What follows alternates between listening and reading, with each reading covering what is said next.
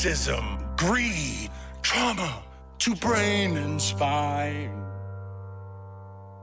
And yet, I cannot look away. Heroes are dead. Science has their heads. Oh, is there no escape from here? I need to know. It eats my soul. Nothing stops the NFL.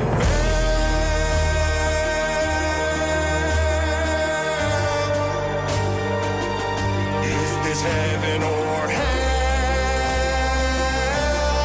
I can't tell. It's human cockfighting. CTE prayer circles. They blackball the blackballer. They tried to end racism by stenciling it in the end zone. Billionaire boys using millionaires as toys. It's all immoral, all unethical. Ooh, the witching hour. Nothing stops the NFL.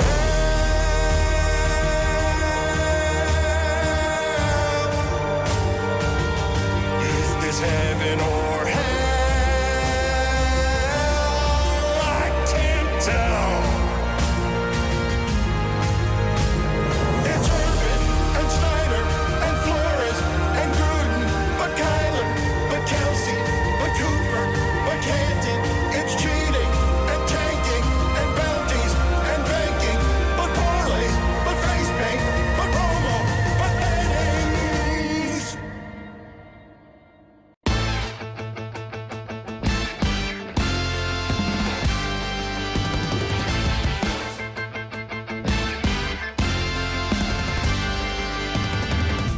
Here we go. This one's for all the glory. Give it your best, it's all you got. Don't look back. Oh, it's all part of the story. You talk the talk, now walk the walk. Yeah. When the game's on the line, will you have the guts to make the call? When it's crunch time, will you make us scream, God bless football? Sing it louder from the back of every bar or the subway, on the streets or in your car. Wherever you have found yourself, scream out your battle cry. I'm all in.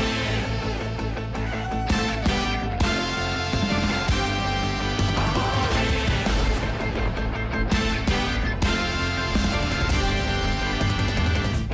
Fourth and goal, or pin back at your 30. Time to prove you're a hot shot. Let's attack. Oh, your name is Brandon Staley. Unleash some hell and go for gold. Yeah. A few yards a game. Does your QB have the guts? Will you just punt, or throw it up to Cooper Cup? Sing it louder from the back of every bar or the subway, on the streets or in your car. Wherever you have found yourself, scream out your battle cry. I'm all in.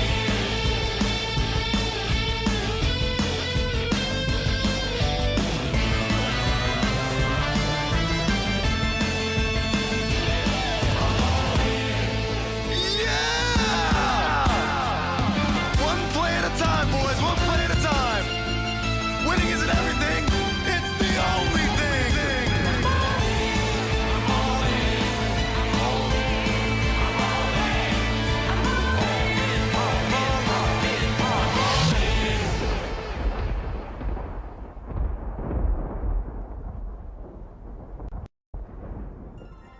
All in. All in? I'm a fan of the Jets. I'm a fan of the Jets.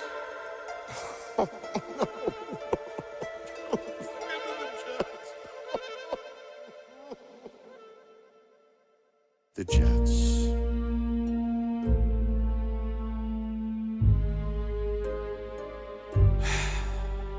The Jets. Why this team? The Jets. Ah, the Jets! The Jets!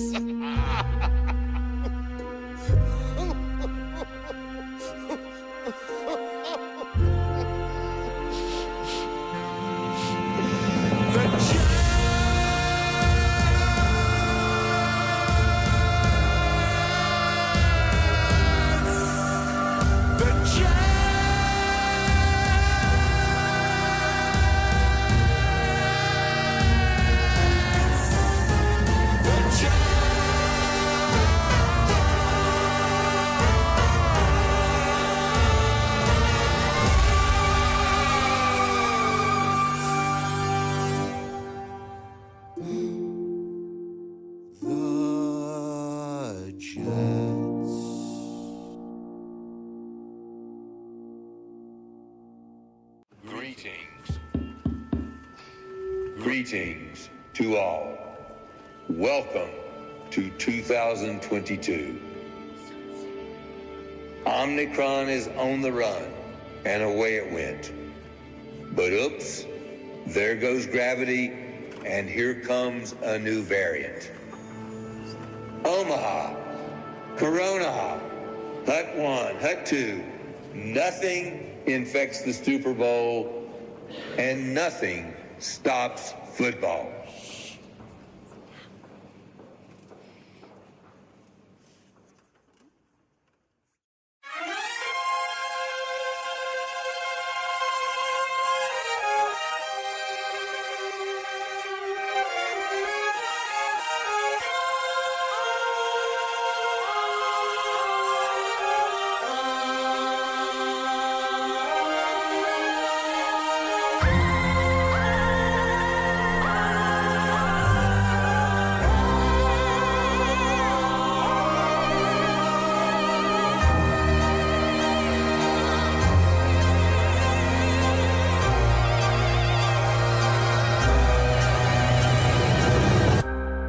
Racism, greed, trauma to brain and spine.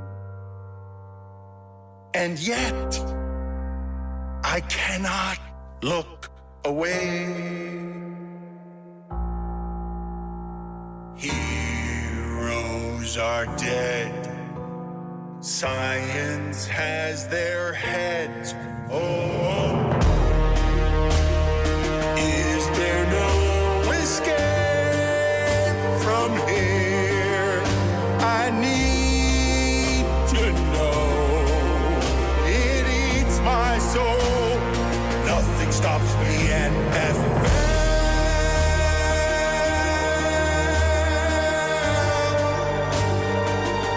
Is this heaven or hell?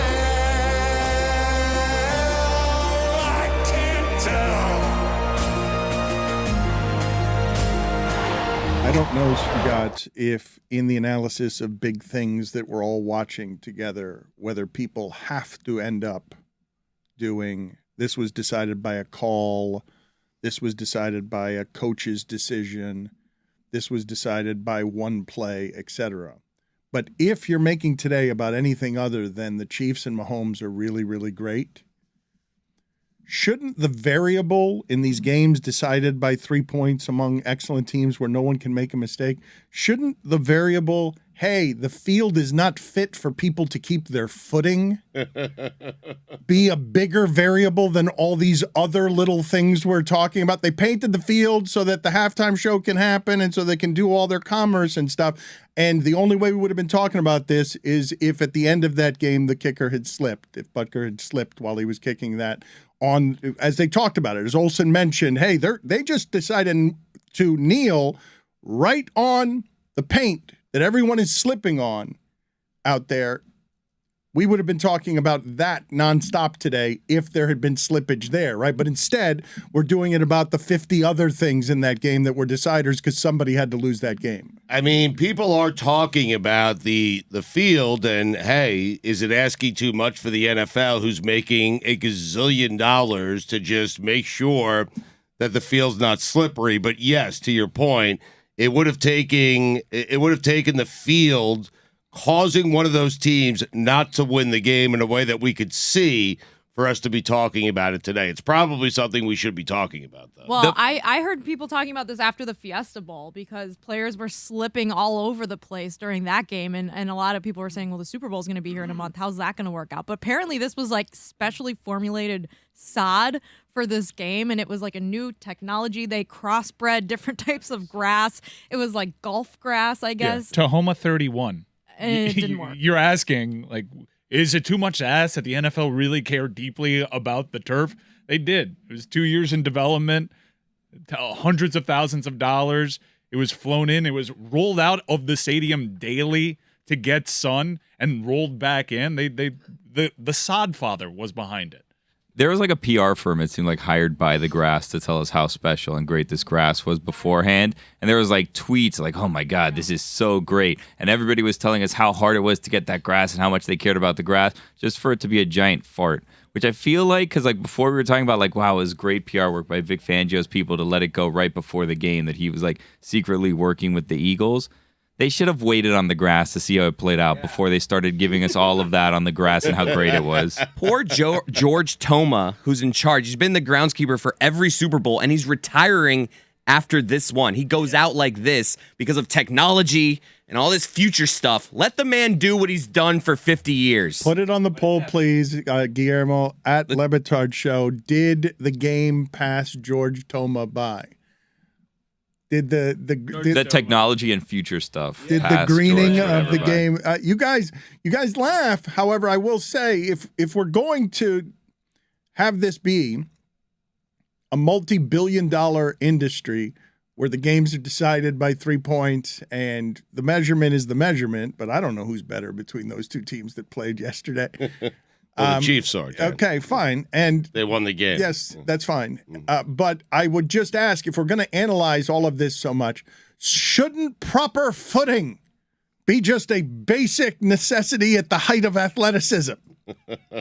No, enough excuses. Make it work. Sometimes there's snow on the field. Sometimes there's slippery grass. Like, have the winners win and the losers lose. That's it. No more excuses. To my point, actually, George Toma quoted, first 27 Super Bowls, we only spent $500 on the field. Yeah. This year, $750K. Jesus. Hey, I got advice for you. Water it and cut it. All right? That's what you do with the grass. Don't overthink it. Here's a question for Chris Whittingham. Good point. Should Arizona, as a football city, be allowed to have a stadium? Because clearly this is a weather-related issue. What's your take, Witty? I mean, they could just put the artificial stuff down. I'm glad that they tried, but that's a disaster to spend that much money. Enough.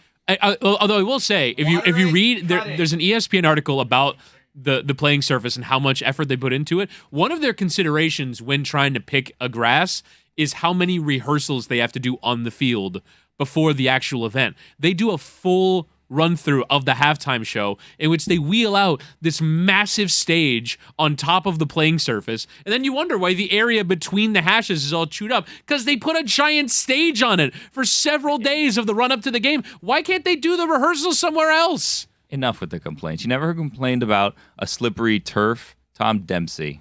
And you know what? He didn't have toes, okay? Yeah, exactly. So figure it out. Mm-hmm. Thank you, Billy. You're right. He didn't have toes. Tom Dempsey, I don't know. I don't have all the quotes here in front of me whether he ever did complain about a slippery field or not. Right. Never once. But he doesn't strike me as the type of player or kicker who would complain about a slippery field, and probably not the biggest takeaway from yesterday. Stugotz, you were, nationally and internationally, the biggest critic that there was of Patrick Mahomes being given the Kansas City Chiefs starting job. You thought Alex Smith should keep that job. Patrick Mahomes has now had the start to the career that Tom Brady had. Yes. He is decorated in the playoffs, moving through the playoffs, winning a couple of games by field goals. Mm-hmm. But he's got signature moments now, too. Very young. You know, Elway didn't win a championship until he was 37. It's guys don't win multiple championships this young. That's not a thing at that position. Right. He's done it. He's in a different class now. He has 2 in his first 5 seasons. He's gone to the AFC Championship game every year that he's played. He's certainly on track to be perhaps the greatest quarterback we've ever seen, but it's not how you start, Dan. It's how you finish, and that's what Tom Brady was all about. Okay, but last night he finished by getting into this conversation. That's how He's that happened. in the conversation, yes, but the conversation is not the same conversation. It used to be 4. That's Montana, and now it's 7. That's correct. So to really be in he's in the Eli Manning conversation because he won 2. Okay. No, I mean, wait a Eli minute. won Come 2. on, That's the conversation he's in today. No, dude, you got to get to like 4 or 5 before you're in the conversation. Stugotz, Eli won 2 championships and never won a playoff game other than those 2 years. Come on. What are you doing? Mahomes has just done more winning. Don't desecrate it. He's done more winning. He beat Brady twice. I mean, Mahomes didn't. He's done more winning in a 5-year span than anyone. Yes. I mean, and he has 2 Super Bowls to show for it. I'm saying he's off to a great start, Dan. Through 5 years, you could certainly say Patrick Mahomes is one of the all-time greats. I'm just saying the bar it's been moved. It's no longer 4. It is now 7. I know, but he only had the one. It's unattainable, Dan. Okay, you're saying that, but he's on pace. He's on pace, yes. If he plays until he's 45, he's on pace, yes. I don't want to be so spoiled and numb to greatness that we simply don't discuss as it's happening legacy impacting things done against great teams. This was not him. This is not Mahomes beating slop. He had to go through Burrow when you were coronating him. Yep. He had to go through a team that was totally overwhelming, so overwhelming that Jalen Hurts is never tested at the end of games because in that sport where all the games are decided by 3 points, the Eagles are that kind of great. And he took them out, and they couldn't do anything about him. And they had a historically great pass rush, and they couldn't bother him. And he's running 40 yards on a sprained ankle after halftime because he's just put in the performance that the mythologies require when they're making movies with Ben Affleck and Matt Damon about who were the guys that got Michael Jordan his shoe.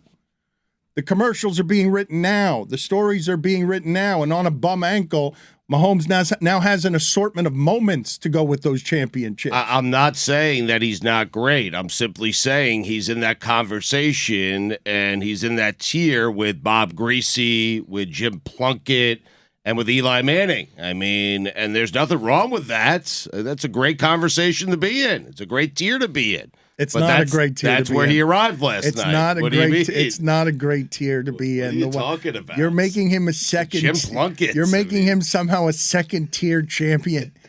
You're making him a. But he's out of the Rodgers tier, right? That's a good tier to be out of. He's out of the Favre tier. Out of the Marino tier. Yep. Time now. He's already been out of that. For Stugotz's top great place. 5 quarterbacks, a restructured ranking based on recent results. Let's see where this ends up. Number 5, greatest quarterback in the game, new developed rankings after the Super Bowl. In today's game, not all time. Number 5, Tom Brady.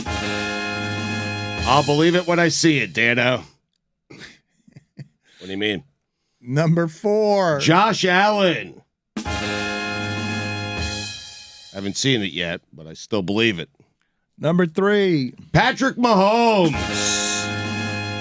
What? What do you mean? My list. Number 2, Jalen Hurts. What?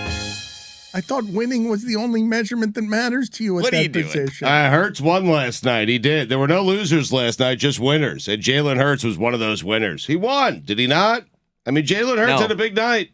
He did. No, he literally lost. Well, I mean, they did that whole kneel down thing, and I would have liked to see what Jalen Hurts would have done. Down 7, length of the field to go. I believe they would have scored and, converted a 2-point conversion, which is why Andy Reid didn't allow him to do it. Selfish. I mean, you're not holding that fumble Jalen Hurts had against them. Yeah, that's the ultimate comeback by him. Just a trailing sound. Mm-hmm.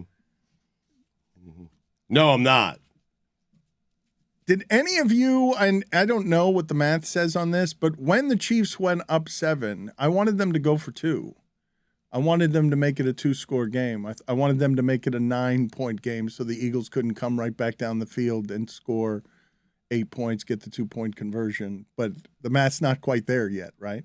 where we're trying to No. make it a 2-score game in the middle of the fourth quarter? No. Number 1. Joe Burrow. Stay with my guy. I think he's the best quarterback in the NFL. Last night did not change anything for Well, me. but your formula, it changed your formula because winning is supposed to be your formula. Like you are, as soon as Patrick Mahomes wins, you're like, well, that's not the kind of winning that I want.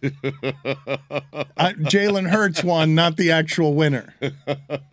Burrow's going to win. I'm projecting he's going to win. I maintain what I said a while back. Burrow's the best quarterback in the game, and when their careers are done, Burrow will have more Super Bowl rings than Patrick Mahomes. I believe. I do believe that. I firmly believe. But why are you firmly believing that? I left out Chad today? Henne. Why are you firmly believing that today? It seems like an odd time to firmly believe that. I understand. It seems like an odd time to have Jalen Hurts ahead of Patrick Mahomes, but I mean that's what I do. I'm a visionary. I mean. There isn't another quarterback. Jalen Hurts is really good. There's no way you walked away from last night's game not thinking Jalen Hurts is one of the best quarterbacks in the game, maybe the best. But better than Mahomes? I mean, he kind of outplayed Mahomes, did he not? No. He had the ball all game. Yeah. He had the ball because the philosophy He was scored 4 touchdowns. Dude, Mahomes was literally perfect in the second half. Every drive. Yeah. With a broken ankle. Enough with the ankle. Okay, so there's no credit going to be given here to the winner today by Stugotz in a weird zag that I did not have coming. I don't. You are as publicly wrong on Mahomes as anyone has been. I know. I hate it. Is that what's triggering this, where you're refusing to Maybe. give credit to someone who deserves credit because you're on the wrong end of the take? Dan, he's a great player. He has a great tight end. He's been on great teams. He's been to 5 AFC championships. One could argue that he should have more than 2 Super Bowls. I mean, you could make that argument. He's only been there 3 times. He's left a couple on the table. What?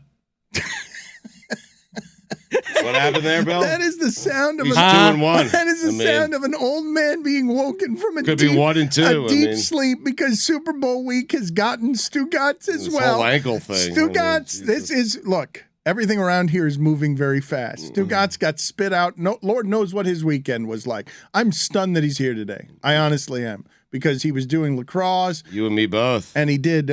He was. They were making a lot of God bless football. It was an unending stream that ended up on unhealthy. On Saturday, and Stugotz has gotten in here. However, I think that the most you can expect after that week and his weekend is for him to 2 hours into us doing this show just go off mic. Huh? Like an old man forgetting that he's doing a show and just woken from a deep sleep in the middle of a nap. Jessica, you ran off with the Golics Super Bowl week. Were you hanging around with Stugotz and Billy at all? I know that they were allegedly invited to a party that they didn't attend. Okay, we need to clear the air on this. We went to Mina a party. Kimes thing. Yeah, not the cigar party. I didn't go to that one. Okay. I went sleepy. I was very, very tired. Okay. The Mina, why didn't you ask Mina why she didn't just text you herself and invite you? How is this suddenly I'm the third party here? Also, why am I supposed to invite you? You've known her longer. I've only known her like 3 years. No, I don't think you're to blame at all. She threw me under the bus. Yeah. And you all went along with it. And I didn't will not be complain. I taking was the blame fine. for this. I said that we weren't invited. A lot of people just told us that they were going to the same thing. People I'm like, were "Oh, have commenting on my fun." Instagram Yeah. like, why didn't you invite Billy to Well, the party? this is a lot of defensive stuff. What does it Doesn't mean? answer my question of how much time did you guys spend together at the Super Bowl? I don't Everybody know. was. Do you want me to like give you a play-by-play? I would just like some content out of it. Oh, wow. Just some content. Whatever content you'd like to guys give see us. each other? Yeah, we saw each Yes, other. we of were at course. radio. Like, there's not that many places We to didn't. go. We didn't socialize. We didn't see her outside of Radio Row. She was invited to Mina's party. We were not. It's not her I had obligation to go to invite to us. TPC Scottsdale twice, Right. which was So an the- hour away from Radio Row. So there was a time where me and Gojo were thinking about going out there to meet you, and you texted him back saying that you would be there until 6. And then about That's not 30 what I minutes. said. No. In fairness to you, about 30 minutes later, you said, "Hey, I'm too drunk. I need to go home. yes, exactly," which is why we The didn't mean go. came and met up with me, and we were Well, going that's drink what for happens. drink, and Yes, it was yeah. a bad decision. When a mean shows up. I Yeah. blame a mean for that. I will agree with Jess on one front here. Nobody likes thanks for the invite guy. Like, just in general, like, you ever do that where you're out with friends and Thanks then you for get a the text from invite. another friend? It's like, thanks for the invite. It's like, I don't know. I can't hang out with everybody all the time. Like, I just do things Is that nice, Jess? You just burped. Should turn your mic on next time. That was a good one. As But like, opposed I to don't the like one- thanks for the The one invite in Big person. Suey was not very good. I mean, I would have wanted to get invited to parties. I'm not saying it was Jess' fault. I'm not saying it was Mina's fault. So that I could see wanting to get invited to things. But in general, thanks for the invite. I don't like that person. It was just from my understanding, it was just like a dinner. It wasn't like a It party. wasn't even a dinner. Yeah, like, it was just like drinks. I whatever. went there after dinner. There were a ton of NFL reporters and people there that I honestly didn't recognize, and they were like, "I'm so and so," and I was like, "Oh, I followed that person on Twitter," and their Twitter Abby's a cartoon. I never knew what this Name person names. looked like. Danny Heifert's from The Ringer, and that was kind of it. And then I went home at like 10 o'clock. Because I was staying like 30 minutes away. Right, Everything's yeah. very spread out in Arizona, by the way. It is, yes. Radio Row was in downtown Phoenix. TPC was in North Scottsdale. We were all staying in Scottsdale. You guys weren't even, I don't even know where I you was were in staying. Scottsdale, yeah. Juju was in Nevada. I mean, Billy, What? How did you feel He was. about? I want to go back to, I believe, what is the most polarizing subject of any of the polarizing subjects involved with all of yesterday's Super Bowl coverage. Not a commercial of people arguing, and then you realize it's a commercial for Jesus. Rihanna. Rihanna seems to be the place, because the halftime show has become such a spectacle. Stugotz, I don't know, 30 years ago, Fox opposite the Super Bowl did something with Jim Carrey and In Living Color, and the Super Bowl decided, and its broadcast partners decided, never again will anyone take our audience because we're at halftime. Jessica, your on-air burps have not been any good today. There's been 7 off-airs since that last one. This room right now. Why is it that, well, what's happening with the smells and the scents in that room? Because Mike, I hate this room right now. Mike, our listeners and are I'm gonna saying that. freaking hate this. Mike left the room, and it looked like everyone was swatting at bees around their face when he left the room because he left some sort of smell behind him. Is that what happened? You guys are just Super Bowl disgusting. Little trailer. Some Mike might be sleeping right now. I'm not even sure. Stugotz. He might be dead. This is just the gas leaving his body. Somebody writes in here, as much slander as Stugotz is taking for his Mahomes take today, he should get that much praise for the idea of Super Bowl Saturday. Thank you. It's Finally. his best take ever, actually. Finally. Jeez. Why can't they just do it on Saturday so that you guys can come in on Monday complaining about how polluted you are from the 2 days that you had off? I Instead don't of like Super Bowl Sunday. I just wish we had Monday off. You can't have Monday. No, off. I mean, DraftKings first, has Monday okay, off. First off, My if real we dad. on Sunday, like we wouldn't not do a show the day after the Super Bowl. Yeah, we're working the day after the Super Bowl. Although I guess if we were we on would Saturday, do a show on a Sunday? No, we probably wouldn't. We do it on Monday. You don't think we'd crack open an emergency pod on a Saturday night, Sunday morning? I want to put something out. Stop. Mike and Jess. this has to be a human profoundly gross. resources violation. Profoundly gross. It has to be a workplace violation. The scents, the smells, the orifices producing sounds and scents. It's a locked room. It's a closed room. And the last time you left, people reacted very unpleasantly. And I don't know what workplace rules are. Like if you have a workplace where a colleague has bad hygiene, what's the recourse? I think something has to be secreted. I think right now it's just audio. If it becomes a physical secretion of vomit or, well, we know it won't be out the other end for Mike, but that's crossing the line. Mike, why was there not a microphone? You spent 25 minutes in the bathroom during the show. That's never happened before. The visuals on it were amazing. The cameras followed you in there. You were in rough shape. We got more access than anyone deserves to have. But we didn't have audio there. You don't want the audio, man. It was unholy. This is where everyone is today. Everyone in America is here today. You can't do moderation. America can't do moderation No. on a Super How Bowl do you Sunday. enjoy No, the Super no. Bowl? Because I know you have all sorts of food allergies and whatnot. I just had sushi with my wife. It was fine. I sipped on a very margarita, nice. and that was it. That's She called it margarita. the. Those A don't margarita. pair. A margarita with sushi. That's not a good pairing. Well, just didn't have anything other than a drink. One drink and some sushi. It was not. You had one drink during the Super Bowl? That's right. Uh-huh. Wow. It's nice. That's amazing. I had so many. I had all of them. Maybe you only had one because I had the rest of them. Were you mixing drinks? Were you...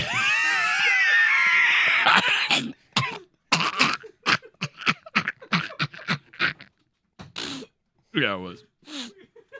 What kind of drinks and what order did you mix the drinks in? So there was a tequila. I gotta start with a tequila because Jessica, everyone loves the guy at the party. Does what is coming out That of one his... smelled. Everyone loves a guy at the party that says, beer before liquor, never been sicker. Liquor before beer, you're in the clear. So got the in the clear base and then moved over to the original light beer. A beer that you know you can depend on. A beer that's flavorful and always there for you. A beer that makes at times with your friends memorable, easy, and fun. I'm talking, of course, about Miller Lite. Triple ups, rude. You guys like any of the commercials? Did any of the commercials do anything? Did any of the commercials pop? Breaking Bad Oh, Tubi. popcorners. Tubi. No, Tubi sucked. Tubi pissed everyone off. That was a great idea to like make it seem like that they came back from commercial and then they changed the channel for you. I didn't buy it for a second. I think it captured everyone's attention. The idea is like 107 million people are watching this. Is this going to get your attention? And it I did. like the Flash trailer. The Flash trailer was good. Michael Keaton. I don't understand some advertising. There was an advertisement for Kia that I'm forgetting right now that everything up to it, I'm like, what is this for? What is this for? What is this advertisement for? But the also like there were just some regular like bog standard commercials for like Bass Pro Shops, and I'm like, you spent $5 million to just run something that like I see in the 9:30 a.m. block on College Game Day. It was like also regular commercials seem strange in that instance too. Is what Jessica's saying true though, that the commercials have gotten bad for several years, that they fall behind because they have to be out 8 months in advance and society is moving too fast? Because I can't believe this amount of money is being spent and nobody can make a commercial anyone remembers. That there's this many people working all the time. They have a year to prepare for a commercial. And the idea is always, let's get famous celebrity to do something lame and not funny. And nostalgic too. Nostalgia plays were massive yesterday. John Travolta doing a whole number for T-Mobile. That's a Grease reprisal. A lot of this is like older stuff. Is that the demo? Is that what they're doing with not just... yes, it's just celebrity endorsement. Like the FTX commercials last year, all the crypto commercials, like it's just all celebrity endorsement stuff now. But at least... And the same celebrities doing different ads like in successive years. I will say, we talk about commercials not being memorable. The one that Larry David did last year, where he's like, this isn't going to last, it ended up being so like looking into the future that they were able to like it became a meme. Like it's the picture that they include in New York Times articles about FTX. Like, see, this thing happened and it's memorable. Like that one is going to stand the test of time.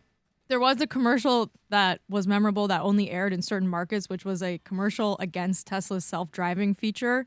Did you guys see that? Because it went on social media after it aired, and apparently, like, it was a video showing how Tesla's self-driving, like whatever technology, like runs over dummy kids in test driving, and it only aired in certain markets. Yeah, and it was apparently like controversial because it was anti-Tesla. Why are people against self-driving? Because it doesn't work and it kills people. No, but dummy like kids. no, but self-driving is hard to figure out because they have to account for human behavior.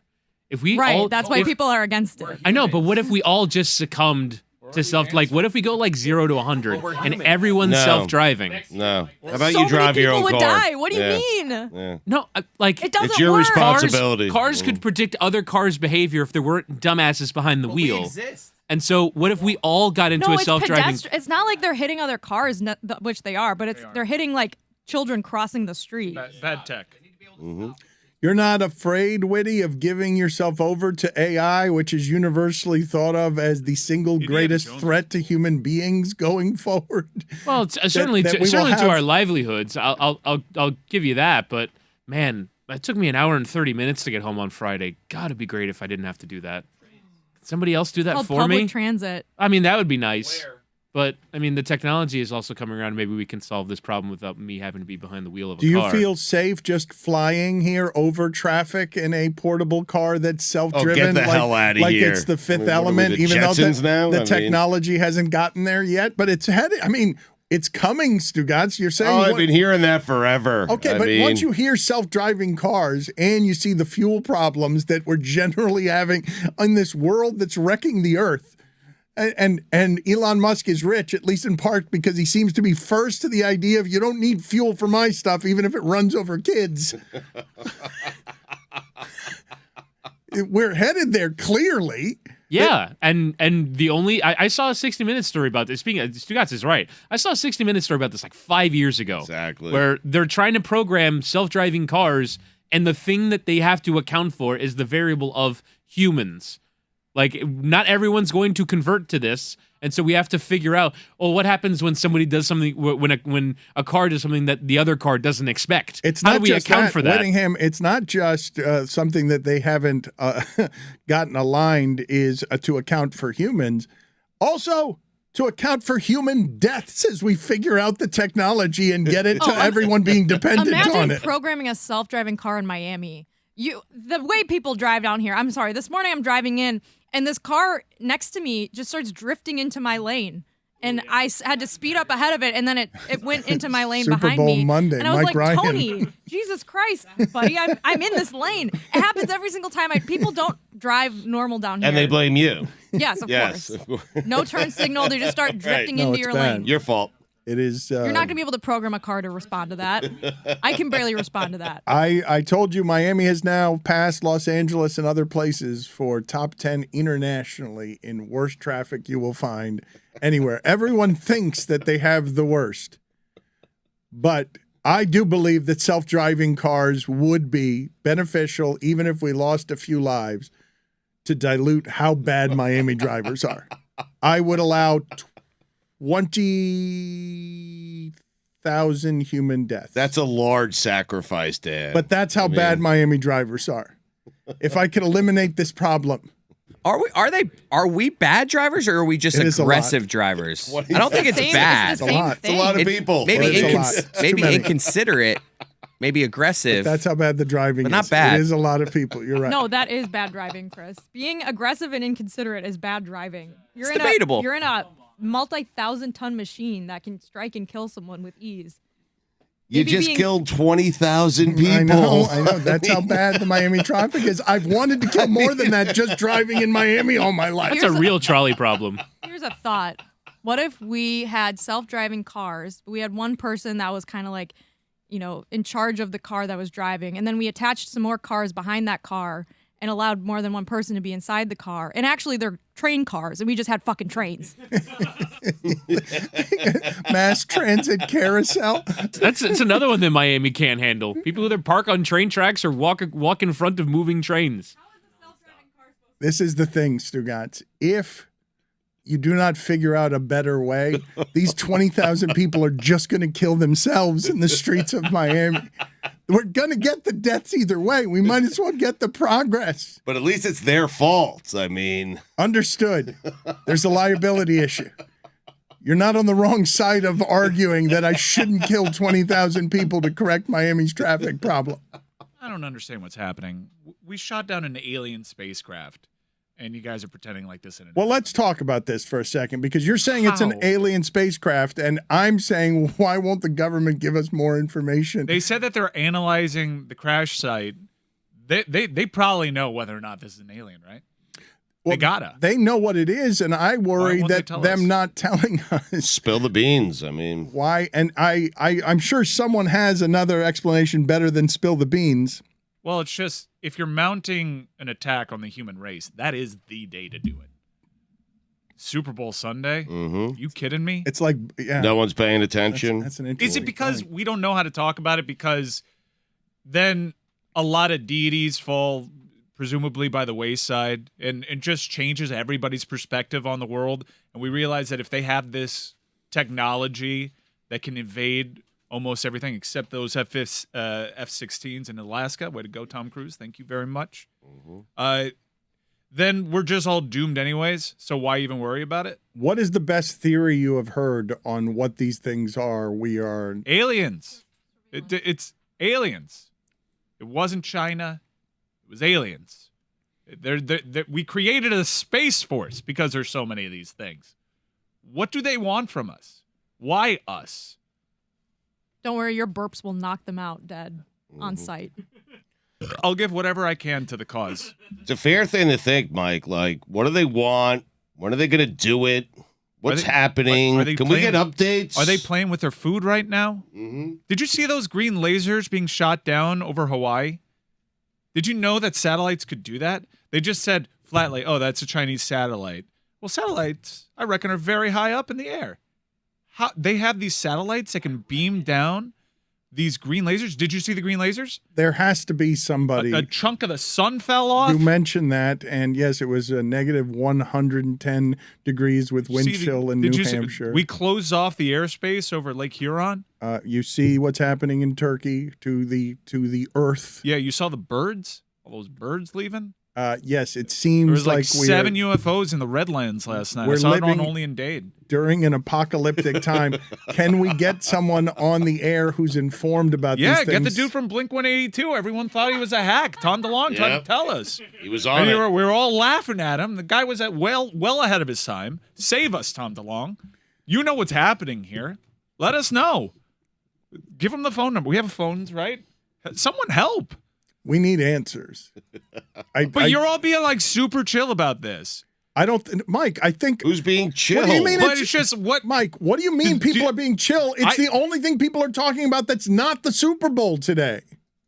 But it's nobody's just being chill about the government won't give us clean information about why are we shooting things down. It's way too chill. It's way too chill. You guys are way too chill about it. You're not freaking out. We can all die. This At is any everything. moment. At any moment. Yeah. Don't you think that they have? We should panic. You're getting endorsing the water, first ever water bottles. panic button. Wait a minute. You're endorsing the first ever. We've been the show of perspective for many years. Don't hit the panic button. You're saying now hit the panic button. How do we survive Where is Nick Offerman? I'm going to his house. What happens? Do they just press a button and we just all go like that? Or is it long, drawn out? I don't want to suffer. I'm just end me. Totally honest Yeah. with you. Yeah. I'd rather be like that. They say that the sun Well, might what's explode. suffering? I'm like, okay, how I are can you handle defining suffering? How about living in an apocalyptic future fighting for food and water? I don't want to know That's that suffering. I don't want to know that I'm going to die. I just want it to be like, boop, you're gone, and then I'll figure out what's what. Wait, does that still have football? An apocalyptic future where we're fighting for food and water. You didn't see the green lasers, man. I know someone that didn't see the green lasers. I didn't see the green lasers. You gotta look this up. Only in Dade. What if the aliens from Arrival come and Stugotz is the only person who's able to communicate with them? I gotta figure that there's some nice aliens because some of them just leave us alone. They only speak in football hyperbole. But did we just start? This is the first time. Well, this and maybe Roswell. This is the first time we were able to shoot one down. Allegedly. But wait a minute, no, Mike, you're jumping to a conclusion. But now we may have started an intergalactic war by shooting one down. Stugotz gives them a cigarette and they become buddies. You just start talking about whether Joe Burrow should be number one in his quarterback rankings. How long does it take for word to get back to whatever planet this is? You're making it aliens from the movies. I don't know why you're doing that. Well, hell-bent on who says destruction. they're not? Hell-bent on you can destruction make of the earth. Aliens from literature for all you. Like, I don't care. Like they're alien. They're foreign. They're not from here. No one knows where it came friendly from. aliens, all Mike is saying is tell us that. Just let us Inform know. us. They're What do foreign, you want, inform us. aliens? Right. They're foreign objects. You wanna be friends? We'll it's be not friends. Little I mean- green creatures. I just find it really hard to believe they have these saucers with no visible propulsion, but they don't have like Twitter to let us know what they want. Well, that's what the movie Arrival is about. Is a little tentacle going to come? What if it's octopus? What if it's octopi? What if they've been here? More tentacles to hold cigarettes with. Oh. Why is it that everyone listening to this has their own visual image of what an alien looks like, and it's always the same? Is it just the movies? The big bug eyes. That's one. It's The just the rounder- movies. Mine looks like Dallas Goddard.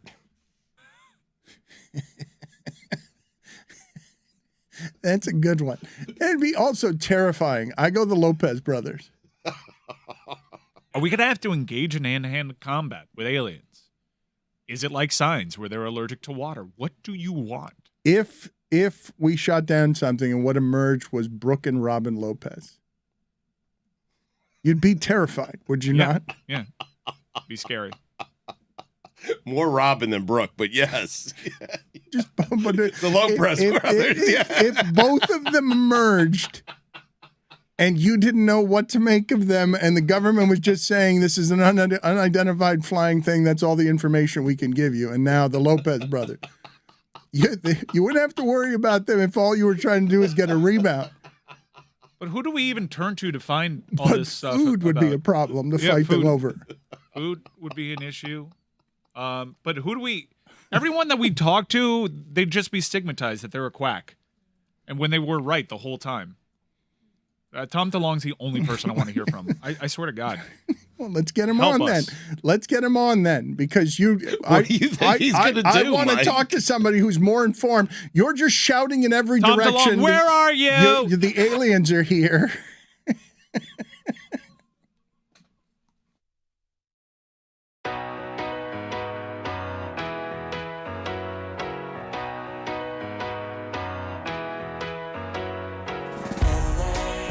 I'll spend all night out in Venice, then make castles in the sand.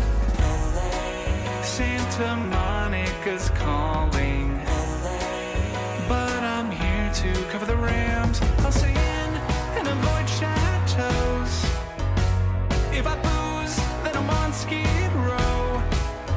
Just one drink to begin, not like that's a big sin. Just one beer, then we're gonna go to the Super Bowl. Now, Mike, you know we're here to cover the big game. It's a time to be professional and avoid all the temptations the City of Angels may have to offer. Ain't that right, Jess and Kate? That's right. We're just here to ask quirky questions to grown men wearing their full uniforms without pads in a convention hall. Oh my God, is that George Clooney? It is! For real, how do you open it?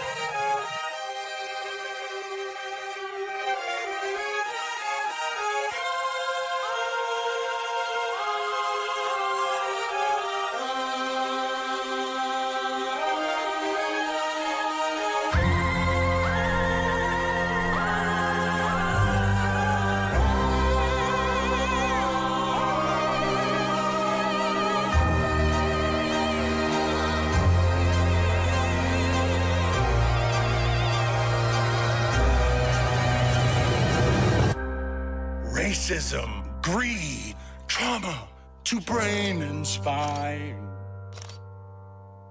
And yet, I cannot look away. Heroes are dead. Science has their heads. Oh, is there no escape from here?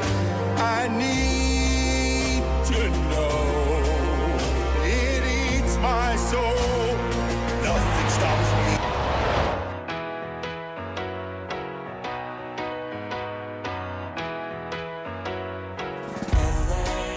I'll spend all night out in Venice, then make castles in the sand. Santa Monica's calling, but I'm here to cover the Rams. I'll stay in and avoid chateaus. If I booze, then I'm on Skid Row. Just one drink to begin, not like that's a big sin. Just one beer, then we're gonna go to the Super Bowl. Now, Mike, you know we're here to cover the big game. It's a time to be professional and avoid all the temptations the City of Angels may have to offer. Ain't that right, Jess and Kate? That's right. We're just here to ask quirky questions to grown men wearing their full uniforms without pads in a convention hall. Oh my God, is that George Clooney? It is!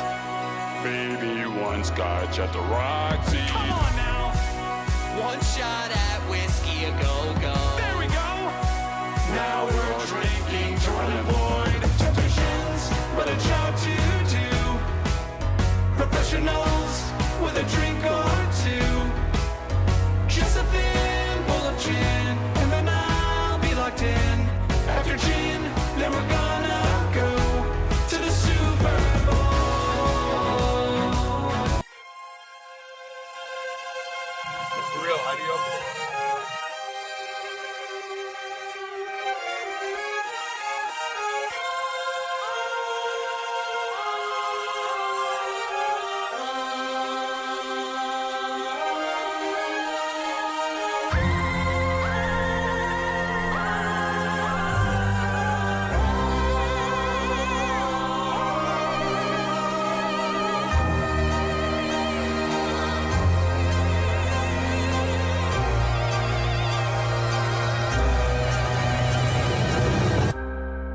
racism, greed, trauma to brain and spine.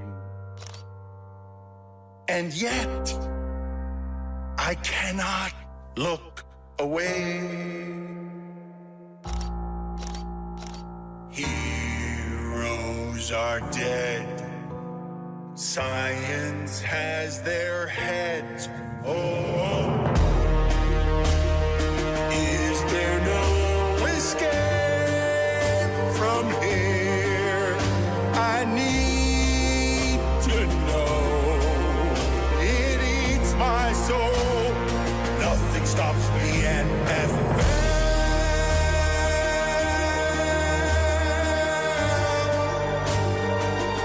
Is this heaven or hell? I can't tell.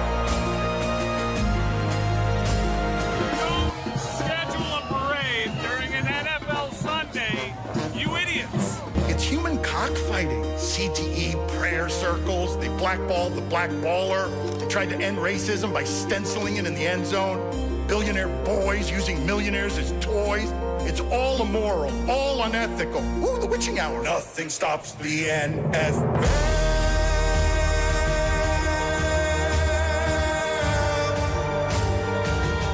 Is this heaven or hell? I can't tell. It's Urban and Snyder and Flores and Gruden, but Kyler, but Kelsey, but Cooper, but Canton. It's cheating and tanking and bounties and banking, but parlays, but face paint, but promo, but ratings.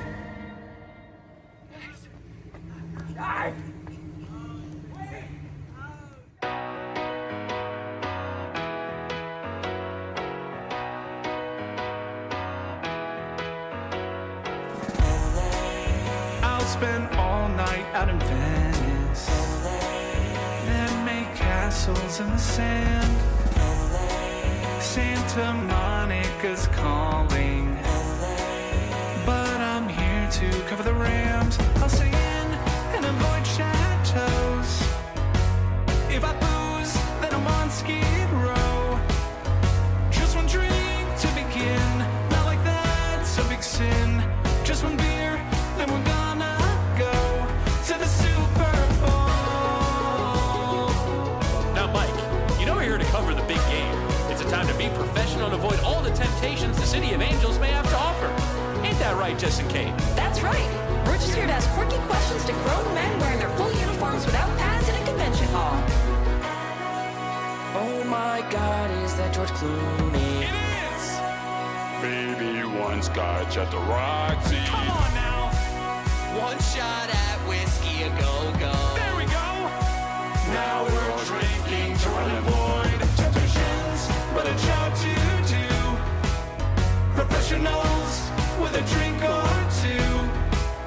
Just a thin bowl of gin, and then I'll be locked in. After gin, then we're gonna go to the Super Bowl. To the Super Bowl. Super Bowl. I mean, we have been locked up for a while. Yeah, there's no rule against covering the big game and enjoying La La Land. Wait a minute, it's the Walk of Fame. So much to see instead of the big game. And the traffic is bad on La Brea. So come on, join me in poppin' tequila. Get it! I'm just here to drink and find Lewis Hamilton. Guys, Kyle Brand. Need a shotgun of beer or what? I don't feel so good. I am genuinely fucked up right now.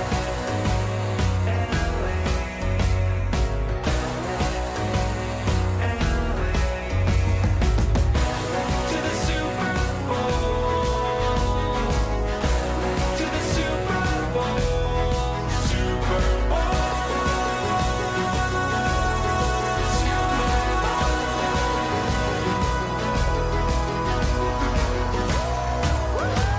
Let's do another round of shots.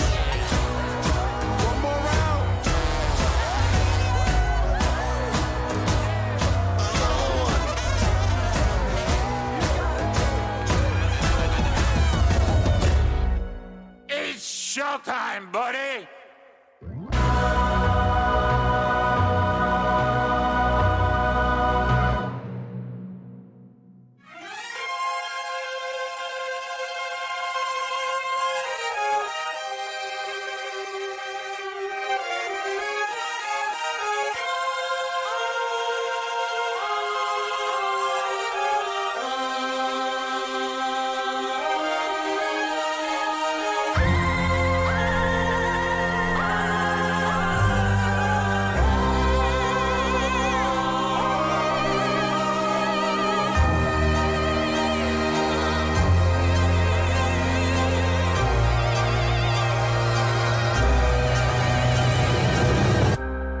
Racism, greed, trauma to brain and spine.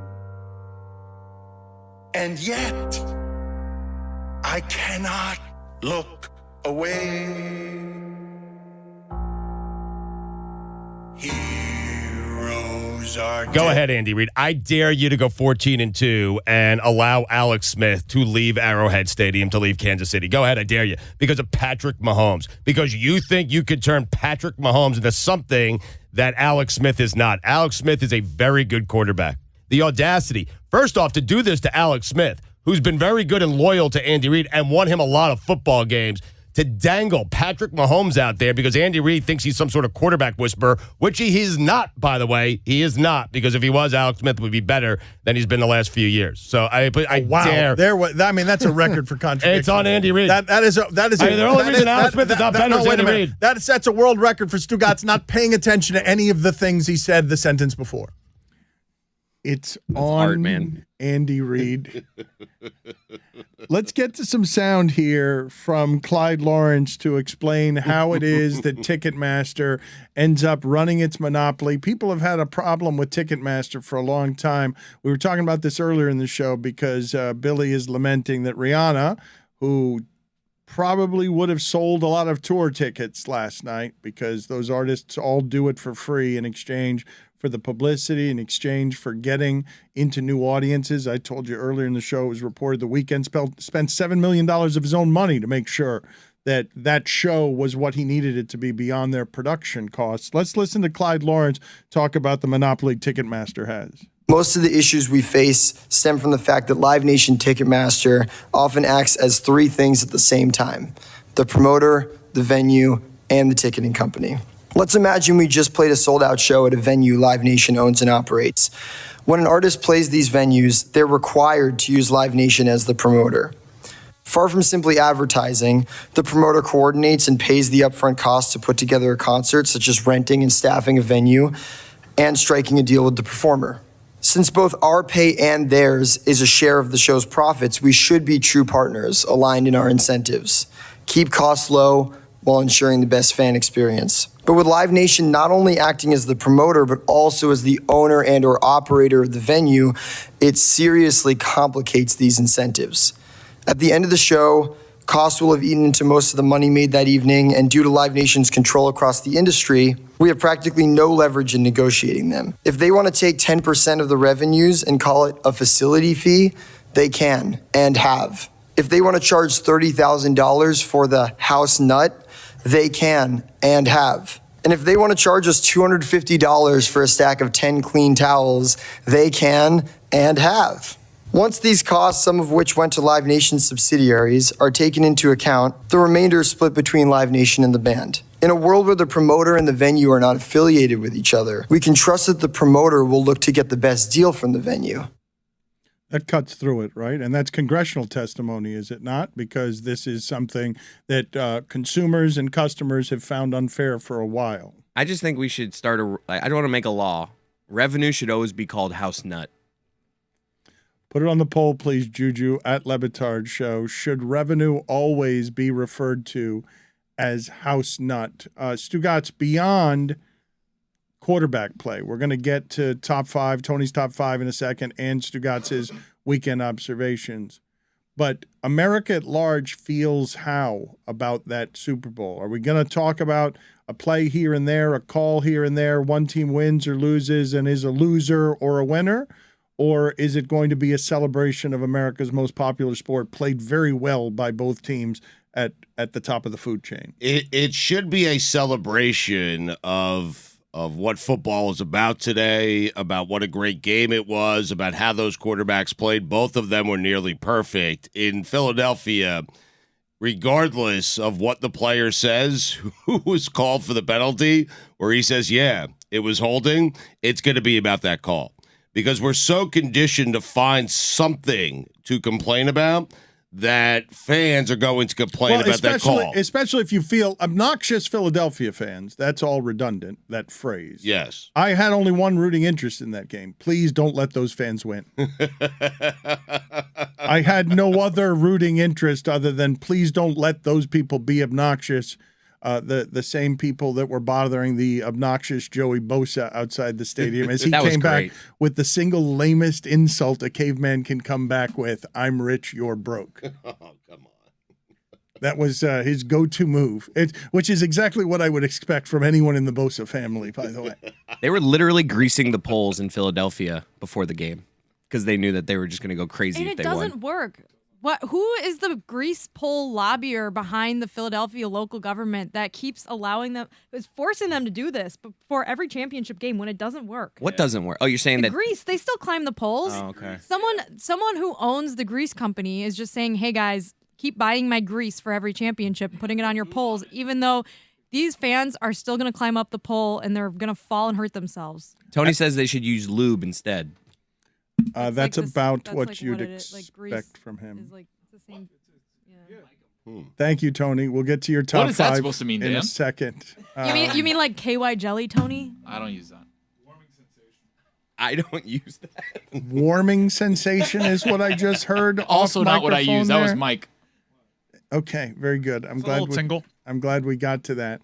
Am I the only one who that was the only rooting interest I had in that game was please don't let Philadelphia fans win. They will be way too loud for way too long. I need them to lose. I need to root for the people who booed Unity. I wanted to see what Jason Kelsey would look like if they won. I mean, I'm sure Travis will do well, but last time Jason Kelsey, that was an all-timer. They've lost a ton of like major championships this year, huh? The city of Philadelphia. Yeah. Losers. Mm-hmm. Mike Schur joins us now for Stat of the Day. Before we get to Stat of the Day, before we get to Tony's Top 5, before we get to Stugotz's weekend observations, what were your Super Bowl observations, Mike? Anything fascinating to you off of yesterday's events? Two things. One is, can you imagine an NBA Finals where after every game, they're like, yeah, sorry, the court was just way more slippery than it usually is because we waxed it in a different way than we usually do. So sorry that the players were slipping all over the court. Like, how is the league not taking this on the chin so hard this morning? And I feel like this isn't the first time this has happened. The playing field for the Super Bowl was different and bad.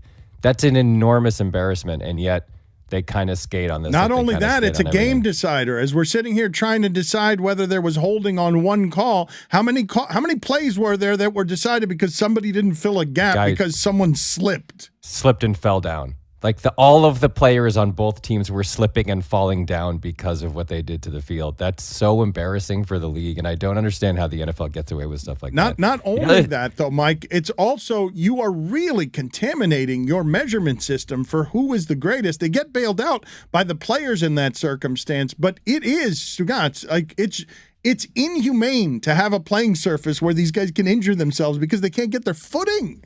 It is, but that's not going to be the conversation. Not today, not tomorrow, not any day, because 38-35, great game. I mean, that's it. A great quarterback play. Everyone was entertained. I mean, the NFL always wins. They do. And it was equally slippery for both teams. Yeah. Yeah, but that's not. I keep hearing that. Great. Okay. It was equally slippery on the court for both the Bucks and the Warriors. So that makes it okay. They were both slipping all over the You'd court agree and if falling down. It was only slippery for the Chiefs. How would it ever be only slippery for one team? It's a false equivalent. It's like I'm not telling you how to think. Mm-hmm. You're right, Chris. Both teams had to deal with the elements. What was your second interesting observation? That the pregame ceremony set an all-time record for just jingoistic bullshit. Like that Johnny Cash movie, poem, followed by every year they're like, I know the American flag was big last year. Let's make it a little bigger this year. Just a tiny bit bigger. Let's make it 2 feet bigger.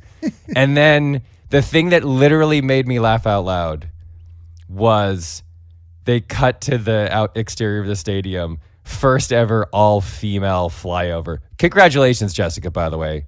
And to you and all women on the first ever all-female flyover. That is the lamest, saddest attempt at like, look, ladies, this is for you too. Hey, women participate over here. in jingoism too, Mike Schur. All right, let's not write them out of history. That is the dumbest. We can't let the league get away with this. I'm sorry. That is so pathetic. That is such a pathetic attempt to look progressive. Not first, even, and then they cut to the camera inside the cockpit, because they know that there's a chance that if they didn't, people would be like, I'm sure they said that, but they probably just said that. That wasn't real. So they have to go out of their way to prove that the pilot is a woman. That was incredible. I love that so much. The NFL is so ham-fisted in the way that it tries to. That is the gender equivalent of painting end racism in all the end zones.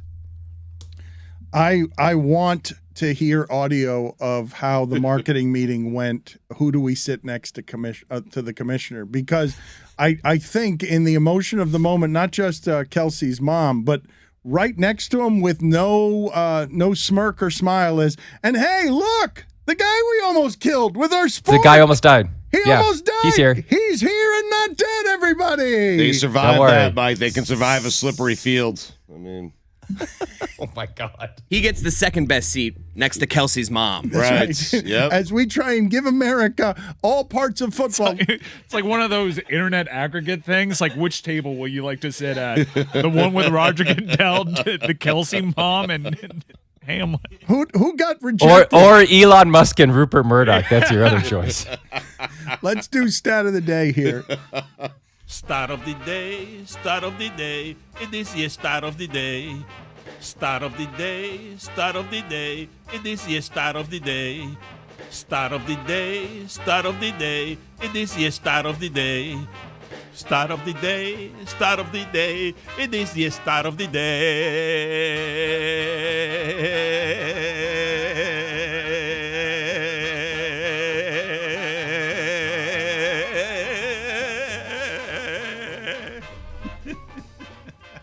Somebody forgot to turn original sound on. I couldn't hear the music today. It's Super Bowl Monday. Listen, I'm going to let you off the hook, but I couldn't hear it. Please continue. Folks, Maddie Siegrist of Villanova lost her mind against Seton Hall this weekend. 20 of 26 from the floor, 4 of 6 from 3, a 50 burger with 10 rebounds. According to OpStats, she is the only NBA, WNBA, or Division I men's or women's player in 20 years to have a 50-point double-double with no turnovers and no fouls. And I'm telling you right now, Dan, keep an eye on the Villanova Wildcats for March Madness. 13-2 in the conference.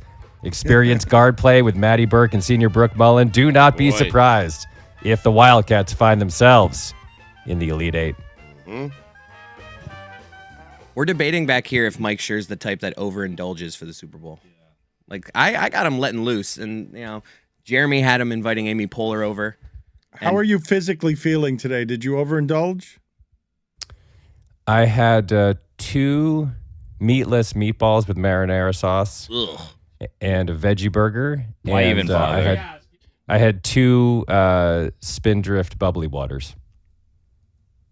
Are you aware that you're becoming a meme?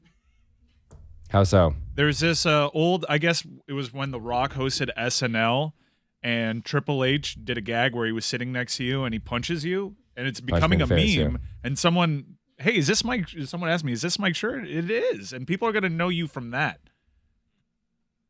I don't think that doesn't sound like I'm becoming a meme. That seems like someone saw something on the internet. No. and It's identified the it. seeds. People I've seen it become memed already. What can you tell us about being punched by Triple H? They were doing The Rock was hosting, and they were doing a monologue where Triple H and Big Show came and were like, I think at the time they were in some kind of feud, and so the idea was that Triple H stood up and was like, hey, I should be hosting or whatever, blah, blah, blah. And then the idea was that The Rock then went into Rock mode and was like, can you smell what The Rock is cooking, et cetera, and kind of scared Triple H away. And then as he was leaving, someone wrote the joke that he was like, I'm going to, the next time I see you, I'm going to punch you. But until then, I'm just going to punch this guy. And then he punched somebody in the crowd. And so they needed someone. And Tracy Morgan was in the crowd too. He had been yelling stuff. And so they didn't want him to punch Tracy Morgan. So they were like, we should just get some random person. And Tim Hurley, I think it was Tim Hurley, one of the head writers was like, just go do this. And so I had to do it for the first time on air, I think. The cool thing was Triple H told me how to get dragged off by my hair. Because after that, he drags me off by my hair. And like he taught me how to do a wrestling move, which is he grabs my head, I grab his arm, and he pulls me backwards. Was there like a depth chart for punchable faces and you were like at the top of it? Certainly possible. This was before Colin Jost came aboard. Your Super Bowl menu is also, I'm guessing the audience is finding that punchable as well, that you would not dabble. Just say meatballs, man. In any excess whatsoever.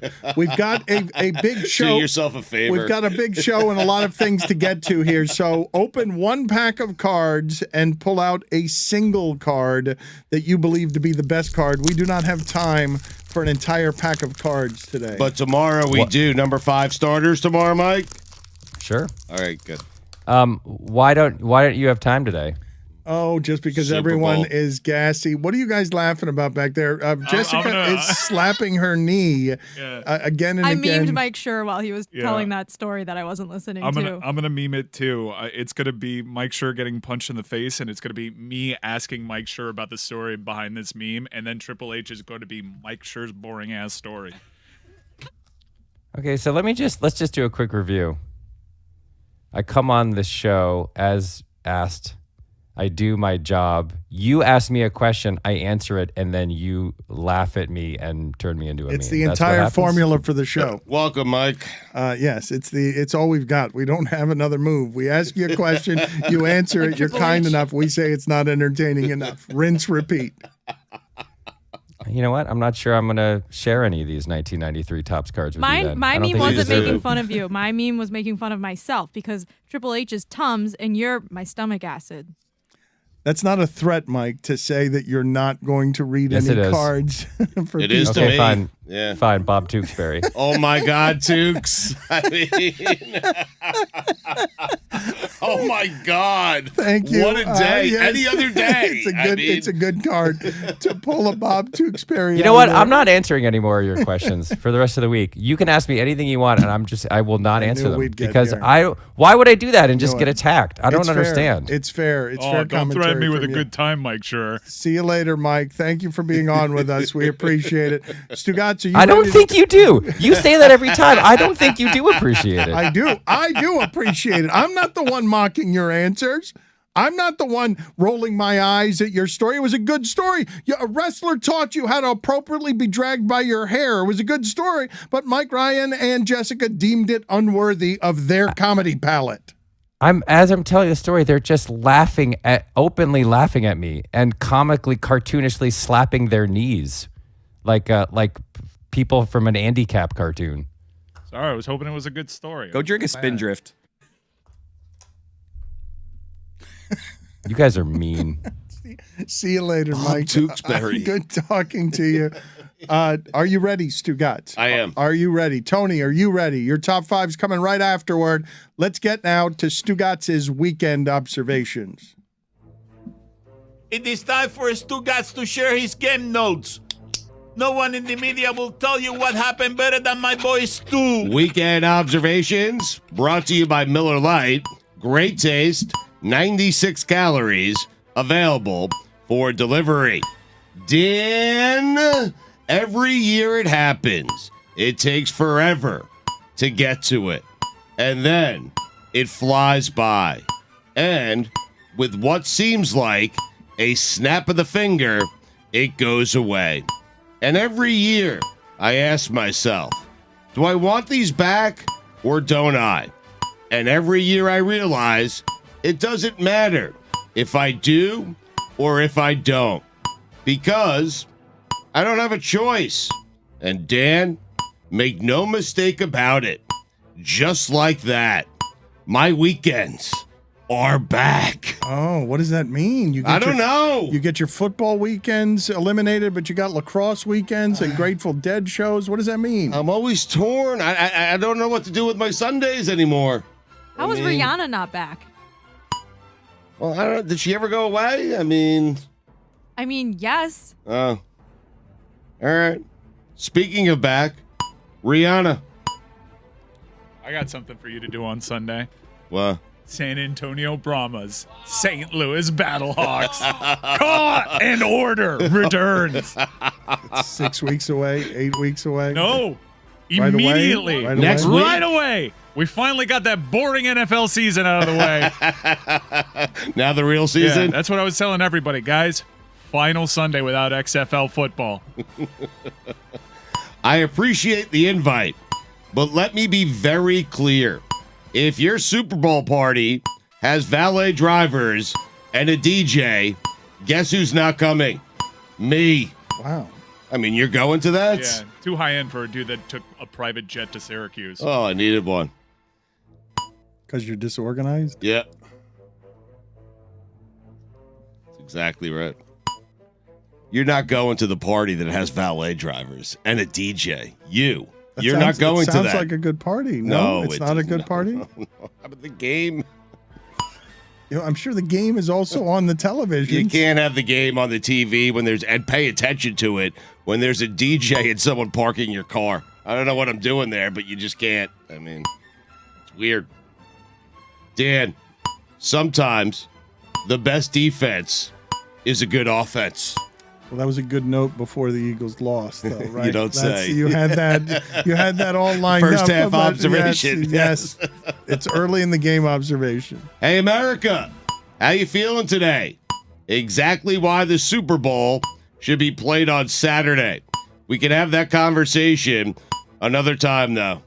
Glad I got it in. I tried to plug my charger into a bottle of water this morning. I did. Just what? You were just not. I have a bottle of water. I didn't know where the phone was. I took my phone charger in my car. I tried to plug it into the bottle of water. Thank you. You're not going to try and do that every time, are you? Plug my charger into a bottle of water? That. Jalen Hurts is approaching Tom Brady territory on 4th and inches. Please stop. Please stop. What, comparing him to Brady? Not you. Oh.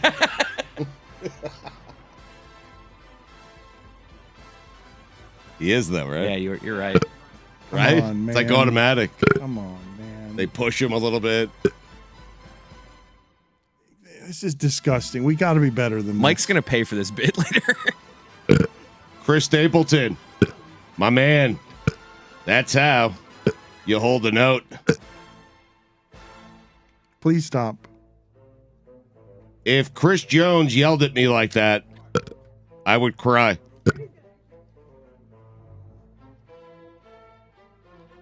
I'm still not certain Jalen Hurts shouldn't have won the MVP.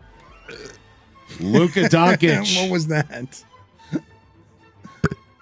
Come on, man. After his first game playing alongside Kyrie, that resulted in a loss, said he had fun.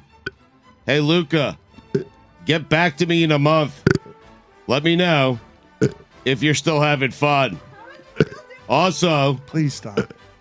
What, ripping Luka? Mike, did you do the alphabet when you were a kid? You could do like the whole alphabet? A, B, C. That's Alex Jones. Hey, man. It's not the alphabet.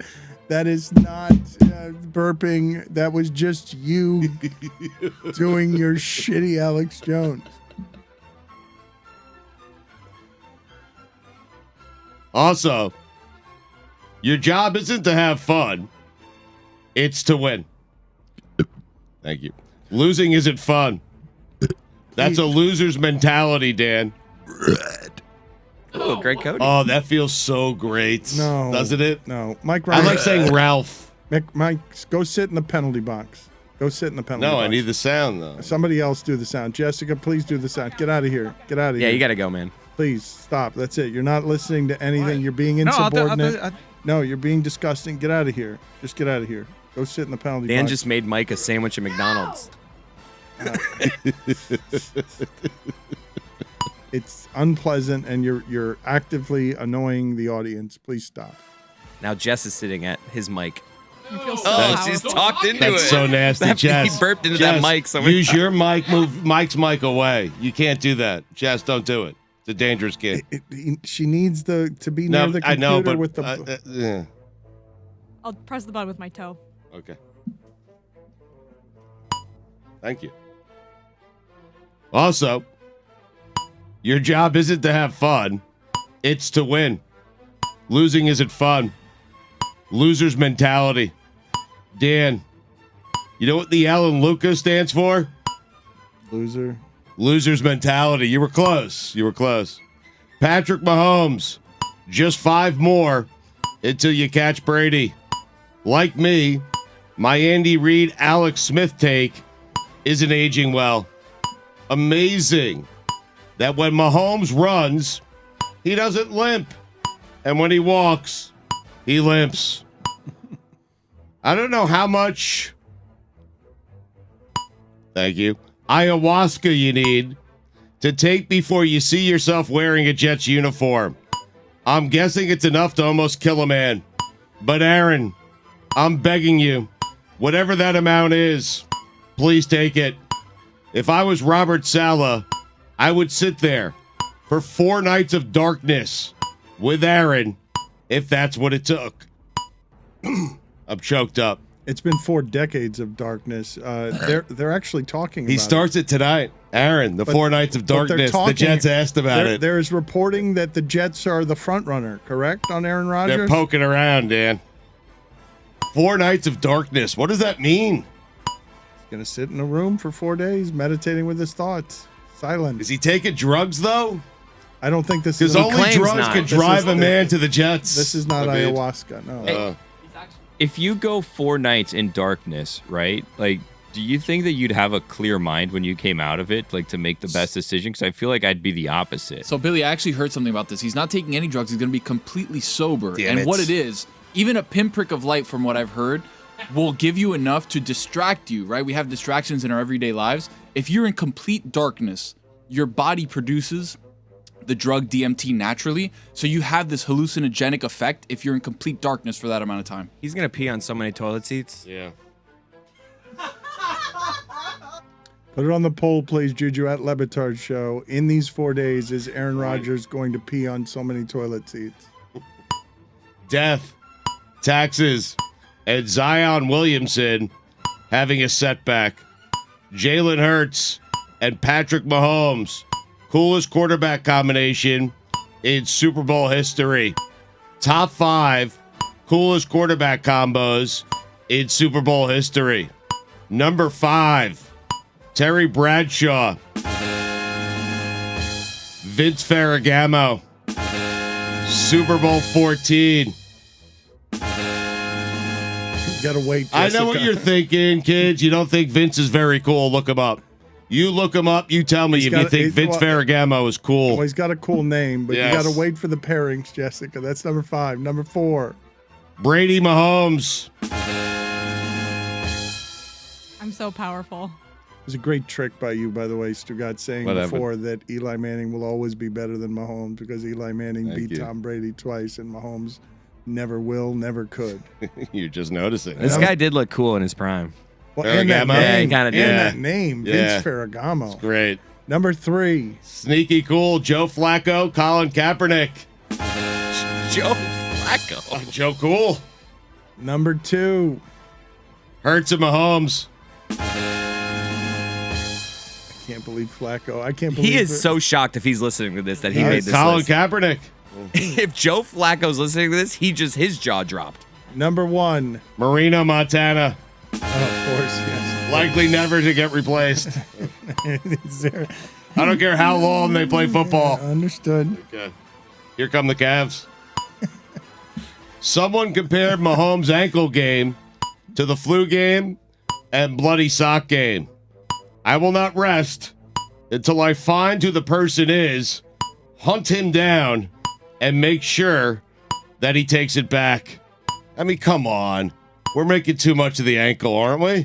Hey, seriously. I mean, it's. Did you see him limp when he was running? It's fair. Thank you. It's theater. He was fine. I assume that was just halftime medications. I believe he couldn't feel the pain anymore. Yeah, but he had that little scoot in the second half there where he was running just fine. Got up, started limping. It does stop selling me on the ankle. Enough. Like, your performance was good enough on its own. You don't need a hobbled ankle to make it better. It's a heady play. It is made a little bit better by the hobbled ankle, though. There is that. You give Steve Spagnuolo a 40-minute halftime, and he'll figure it out. Spags. Did? He did, yes. Rest of the NBA. I told you to win a title before Giannis hogs them all up. Guess what? Too late. Stash this away. In the Something to Ponder file, Andy Reid has hosted 9 championship games. Should he have more than 2 rings? No need to discuss it now. Just stash it away for a rainy day. After 4 nights of darkness, I'm told anything is possible. Even the Jets. Cactus. Dangerous game. One of the beautiful things of this thing we call life is that at any time you might see something you never thought you would see. I did over the weekend when I saw 2 Jets in the same Hall of Fame class.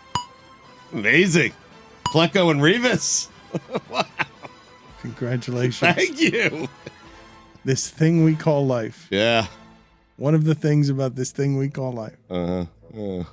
Super Bowl Monday, Dan.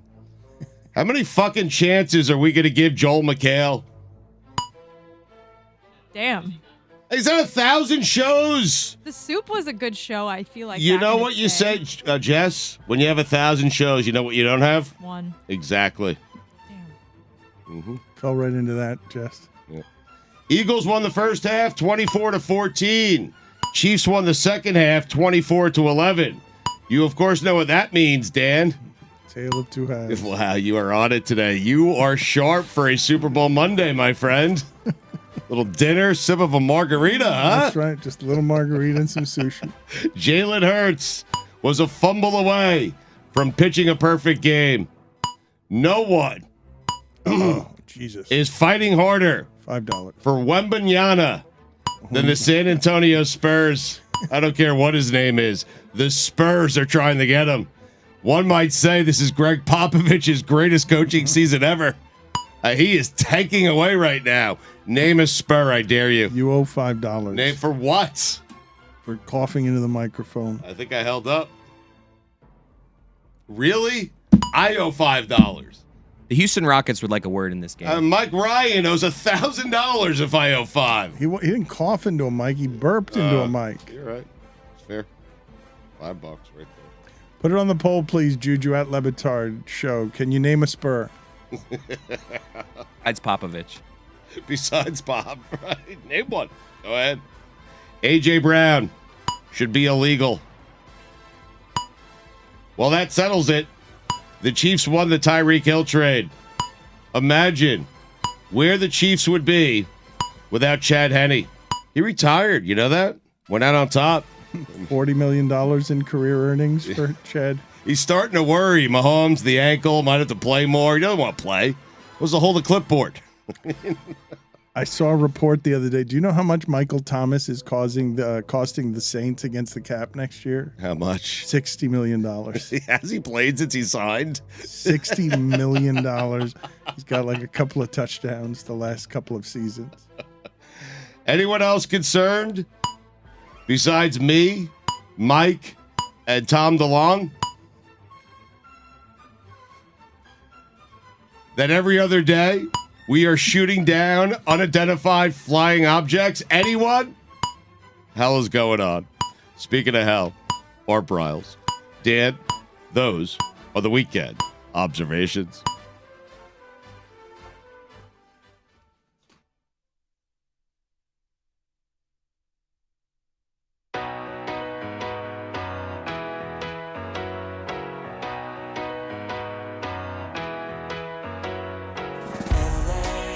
I'll spend all night out in Venice, then make castles in the sand. Santa Monica's calling, but I'm here to cover the Rams. I'll stay in and avoid chateaus. If I booze, then I'm on Skid Row. Just one drink to begin, not like that's a big sin. Just one beer, then we're gonna go to the Super Bowl. Now, Mike, you know we're here to cover the big game. It's a time to be professional and avoid all the temptations the City of Angels may have to offer. Ain't that right, Jess and Kate? That's right. We're just here to ask quirky questions to grown men wearing their full uniforms without pads in a convention hall. Oh my God, is that George Clooney? It is! Maybe one scotch at the Roxy. Come on now! One shot at whiskey a go-go. There we go! Now we're drinking to avoid temptations, but a job to do. Professionals with a drink or two. Just a thin bowl of gin, and then I'll be locked in.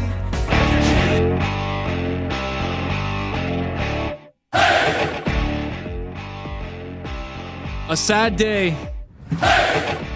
Football, in the NFL at least, is over, and that means the last Tony's top 5 for the year until football starts again. It's a sad day, guys. Say. Really doesn't look that sad. Billy's not paying attention. I'll give him to him later. No biggie. I was going to say, sad day. Last day of Tony's top 5 for the year until football season starts again.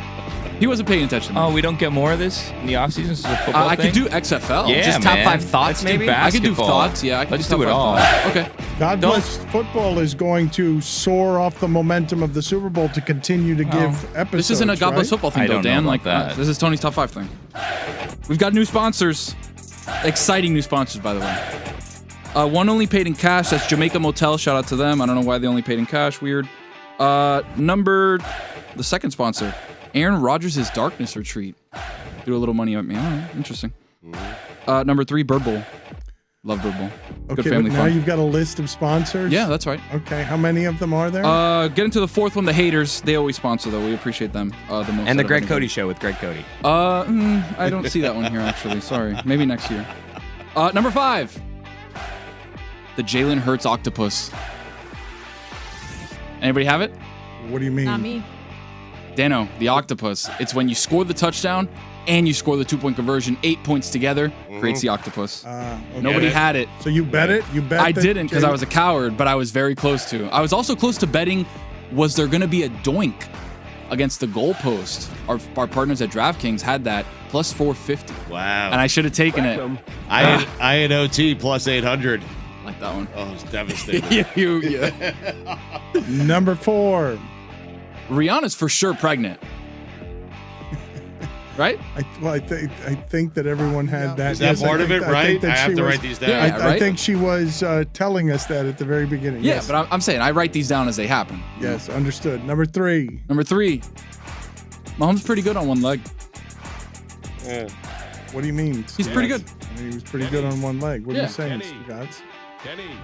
Number 2. You know what I'm saying. He's writing them down, Dan. You can't. That was pretty good one leg. Yeah, pretty good. I on mean, he one leg. was He very was. good. He was perfect. He was on using one leg. both of them. Yeah, at the end, after a little vitamin T. Number 2, He had a 30-yard run. He was fine. I agree. That's what I'm saying. He's good on one leg. Number 2, He's been fine the whole time. Anyway, go ahead, sorry. Kadarius Toney MVP. That should have happened. MVP. He swung the game single-handedly, Dan. If it weren't for that punt return, Kansas City would have been in a weird spot. I don't know if they would have scored. Kadarius Toney put him on the 5-yard line. They go in, punch it in. Game over. Very exciting. He is an athlete, very clearly. He Somebody, is an athlete, Dan, somebody yes. athletic, even by the standards of athleticism. Some would say the best athlete on the field, possibly. I think me and Mike were saying that earlier. Debatable. Jalen Hurts. Jalen Hurts. I mean, Stu, glad you came around to the Jalen Hurts side. He should have won MVP last night. Well, we have. Kadarius Toney should have. Chinooka. We have a new quarterback breed that can really squat with lower body strength that is unusual. Oh, yeah. Stugotz. Whether it's him or Fields, like these quarterbacks that have this lower body strength that make them the 2-point conversion that Hurts got. Any quarterback should be stopped on the goal line there. He should not be strong enough to get the 2-point conversion. Chris Jones leapt over the line. He was tired. Okay, so he said, "I'm just going to dive at Jalen Hurts." He was tired, and he hit Jalen Hurts, and Hurts bounced off him like it was nothing, and just went forward for 2 yards. He must be uncommonly strong. Number 1, Tony. Number 1, got to keep that one in your pocket. Got to keep that one in your pocket. I don't care if James Bradbury says it was a hold. It doesn't matter. At that point in the game, you got to keep that one in your pocket. Let the boys play. So the game should be called differently lately. No, the game should let him play is what I'm saying. Little tug, little ticky-tack. It was a little ticky-tack. It was a little ticky-tack. A lot of people grabbing waists around here, by the way. But if it's in the second quarter, then they should Also don't call it. it. No, also don't call So it. don't call it ever. Kind of. I think that's the issue, though, right? Consistent calling is what people want. Not call the last 2 minutes differently than any other. You point say in the game. that, Jessica, but I would say that Greg Olsen was getting an enormous amount of applause for being instantaneously critical and questioning of things. And one of the things he was instantaneously critical of was he immediately said, "I don't know about that call in that situation." I have a different opinion. He spoke than for all him. of us. It doesn't mean he's always right. It doesn't, but I'm saying that he was celebrated in a Also, way. they didn't show the jersey grab on the replay. That was Yeah, what the but- refs, Carl come on. Treffers said after the Come game. on. The Come jersey on. grab. The player admitted it. No. Like he's like, I No. That was part of the script, by the way. Chris Cody, Greg What's up? Olsen was getting universal applause for what it is that he did as moments required in-game criticism and understanding. Stugotz, he would tell you things like, on this play, Jason Kelsey is going to be he's going to be moving over to his left. He knew what he was watching based on film study in a way that's pretty uncommon for the announcers. And the amount of applause that he got again, Deserved Stugotz, it. Yeah. where people are wondering $375 million for Brady. Mm-hmm. Brady's got to wait a year before he gets in the booth. Right. I continue to be surprised by how people applaud Greg Olsen at a time when we can't get consensus applause on anything. I am not certain that a broadcast team as a whole, Burkhardt, Olsen, Aaron, Tom Rinaldi, if a broadcast team has ever received universal compliments, because no one is complaining about a single thing. It was like a perfect broadcast.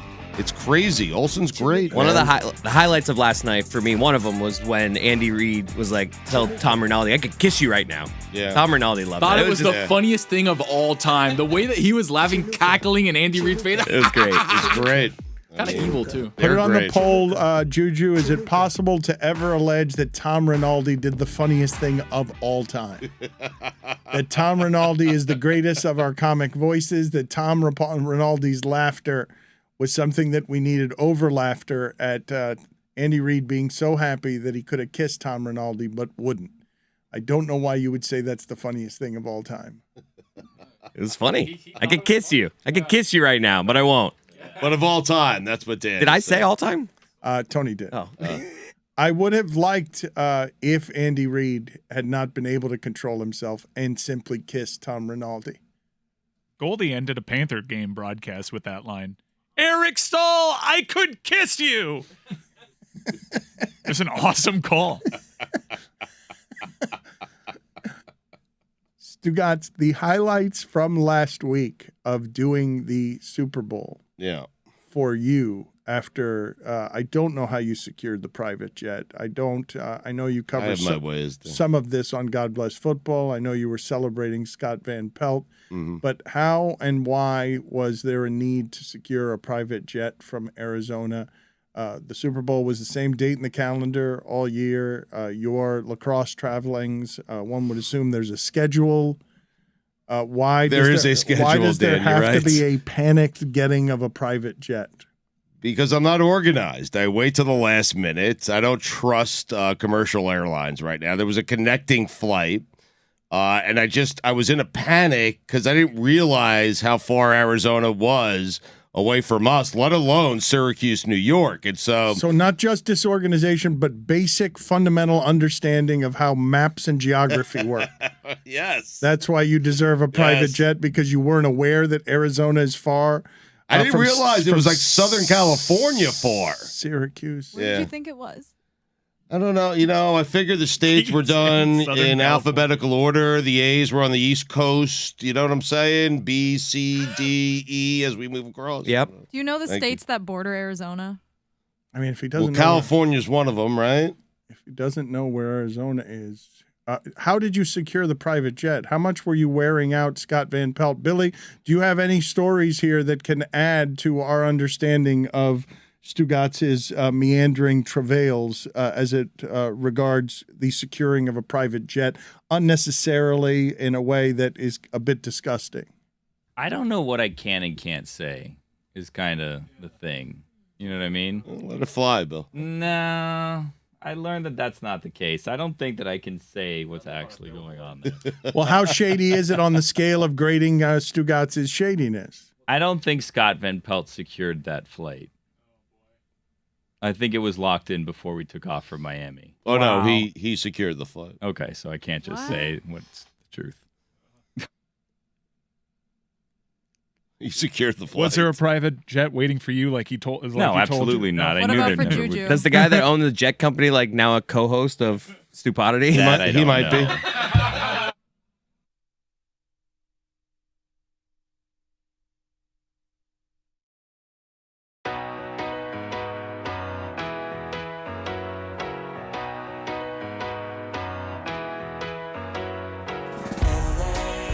I'll spend all night out in Venice, then make castles in the sand. Santa Monica's calling, but I'm here to cover the Rams. I'll stay in and avoid chateaus. If I booze, then I'm on Skid Row. Just one drink to begin, not like that's a big sin. Just one beer, then we're gonna go to the Super Bowl. Now, Mike, you know we're here to cover the big game. It's a time to be professional and avoid all the temptations the City of Angels may have to offer. Ain't that right, Jess and Kate? That's right. We're just here to ask quirky questions to grown men wearing their full uniforms without pads in a convention hall. Oh my God, is that George Clooney? It is! Baby one scotch at the Roxy. Come on now! One shot at whiskey a go-go. There we go! Now we're drinking to avoid temptations, but a job to do. Professionals with a drink or two. Just a thimble of gin, and then I'll be locked in. After gin, then we're gonna go to the Super Bowl. To the Super Bowl. Super I mean, we have been locked up for a while. Yeah, there's no rule against covering the big game and enjoying La La Land. Wait a minute, it's the Walk of Fame. So much to see instead of the big game. And the traffic is bad on La Brea. So come on, join me in popping tequila.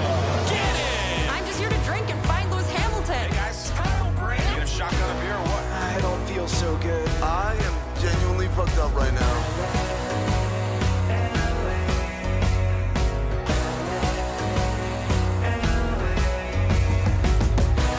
To the Super Bowl.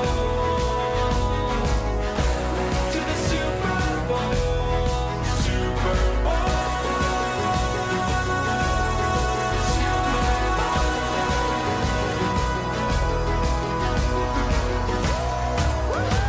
Let's do another round of shots. A bad way for you to advertise your product to me is to do something that makes me mad at you during the advertisement. I don't know what Tubi is, and I'm never going to get it. Who sat on the remote? That was every.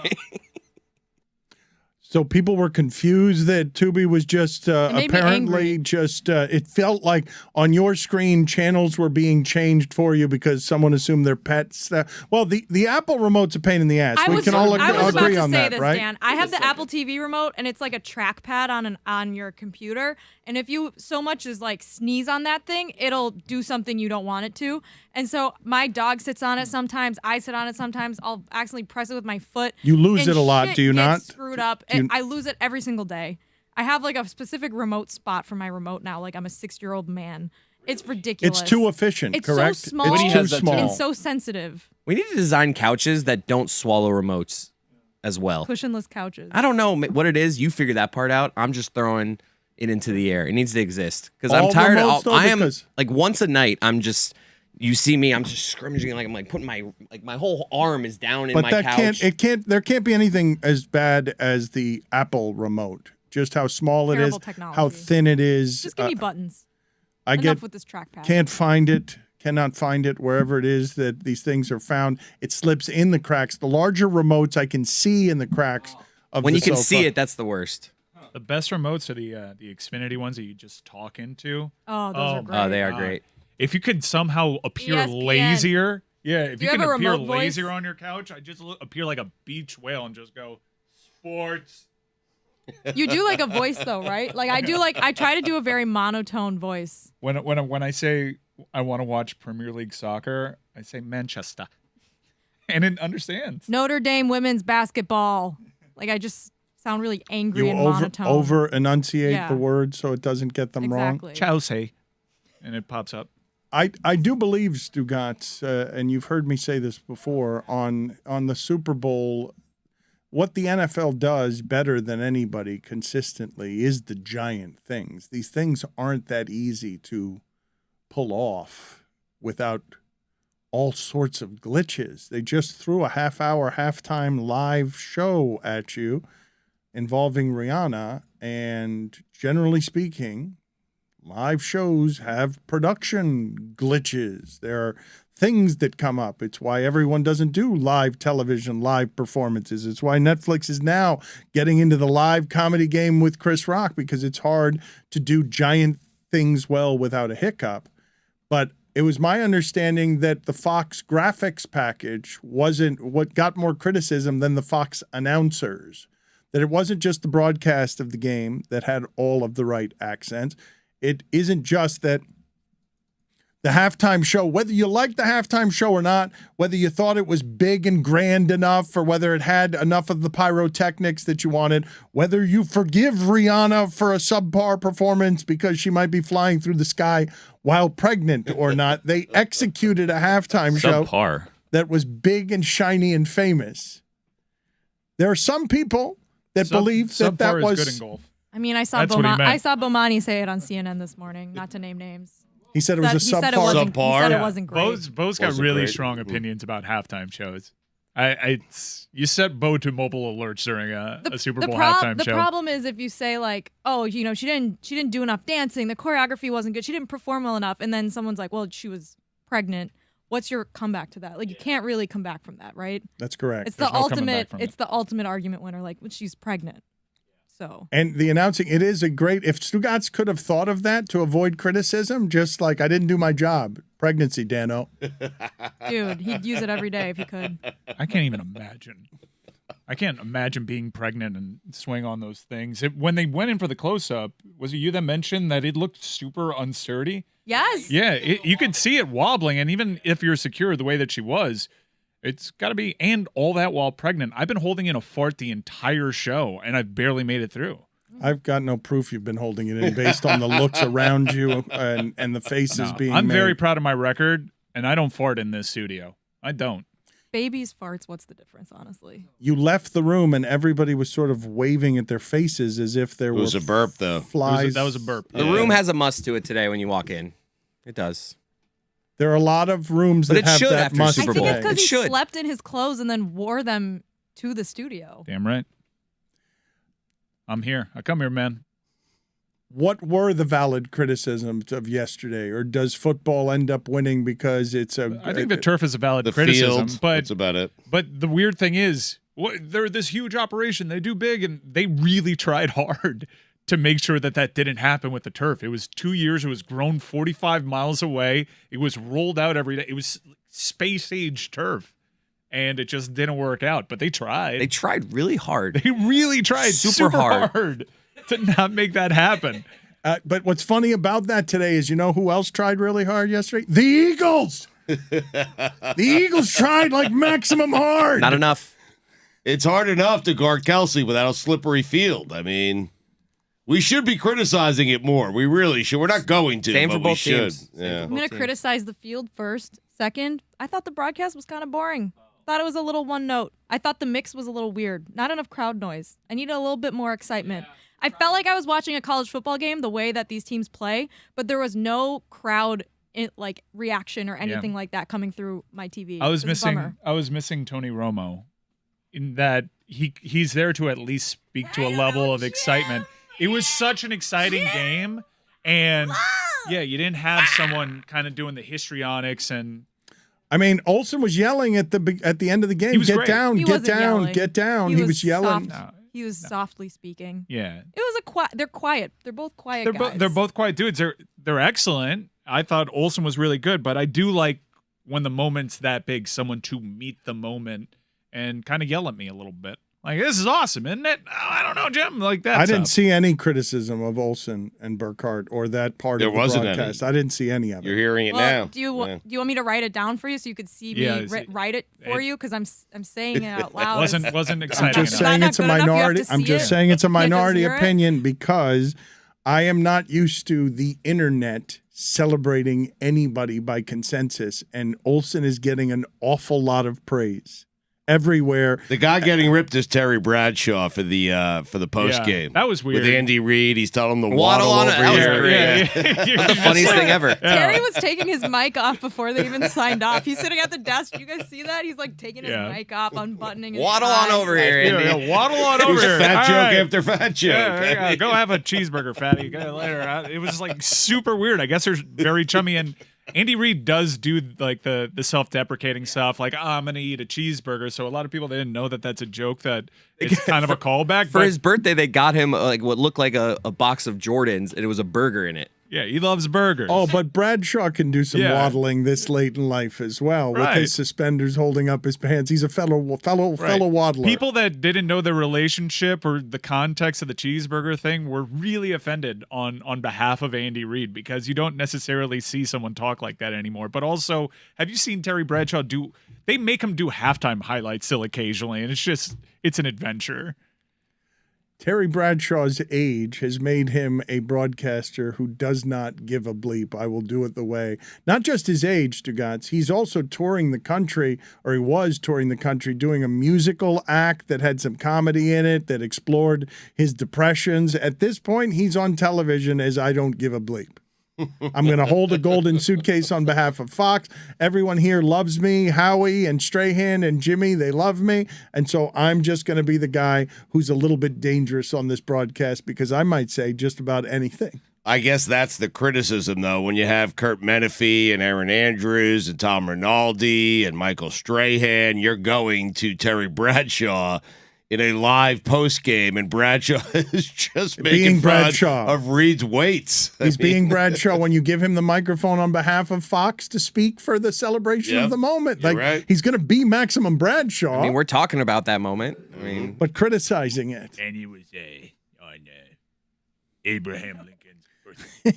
That was amazing. That was amazing. We've got Chris Berman citing on Boomer. citing with two black quarterbacks the quote unquote irony of it's Abe Lincoln's birthday.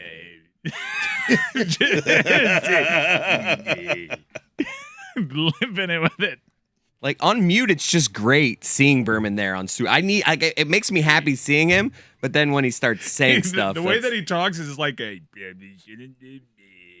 Abraham Lincoln's birthday. he does a lot of this, like a lot of waving with the hand. Like, And then the noise right after is like, should I have done that? Like, You're going to criticize today anyone's making of noises?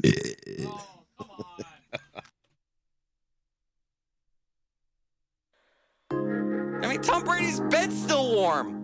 Tom Brady just left. You're the greatest of all